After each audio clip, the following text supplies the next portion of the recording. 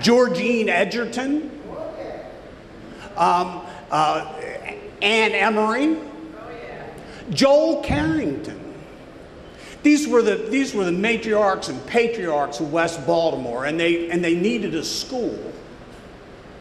And Baltimore was very late in complying with things like the details of federal law, decency. 1972, Walbrook High School opened. One of the main ways you can lose your school is if the school that's built is a shitty building. Walbrook High School almost closed in 1989 when asbestos and PBBs were discovered in the building. Cheap construction, I wonder how that happened. When the aspirations of a community say we need a school, but they spray structural surfaces with asbestos. So that's the first way you can lose your school. Walbrook was almost closed. It was in exile for 3 years at Southwestern High School.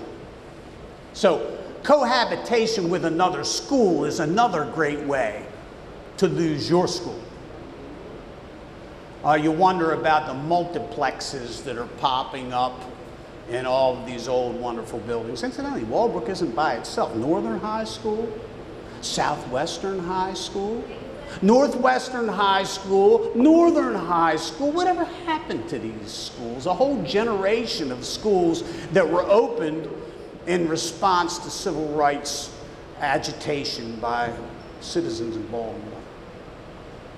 Another way you can lose your school is you can lose your school when the powerful decide that they have other plans for you.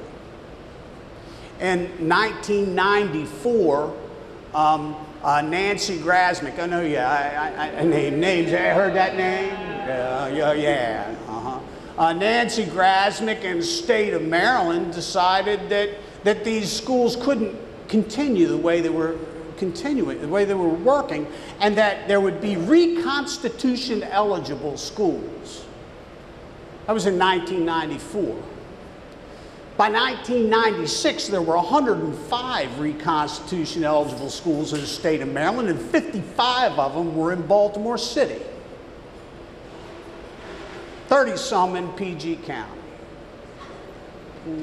What is this patterned at all? Is there a pattern here? So when the powerful and the political decide that you have to go, it's time to go. Another way you can lose your school is if your leaders move on. A promotion is a great way. Look at the people who were promoted. Joel Carrington to central office, Anne Emery to central office, Sam Billups to central office, kill off the leaders. That happened again, by the way.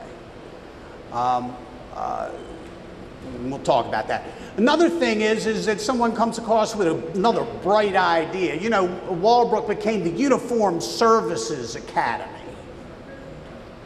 That was an idea by the police department. Thomas Frazier, anybody bite on that one? Thomas Frazier. Thomas Frazier was the chief of police. And he thought that a Uniformed Services Academy would be fine for the young men of West Baltimore. Said if not a one of them ever works in the police department, a Uniformed Services Academy would be good for them. That was 1 year. The next year he went to work for U.S. Department of Justice. He currently is a consultant restructuring police departments all over the country with a consulting firm, making about $250,000 a year. I think San Diego is his latest project. Another example of when the leader gets killed off is the travesty that happened under the administration of Andre Bundley, who had the audacity to run for mayor. Very soon thereafter, a scandal was discovered in the awarding of credits, and he was moved on. At last notice, Maritime Academy was at Thurgood Marshall. The Business Academy was at Lamel. The rest of the school was spread to the earth, and Civitas was occupying that wonderful building that was the hope of a community. You can lose your school. Get hot, or you'll lose yours too. This is a kind of a call for activism. Thanks a lot.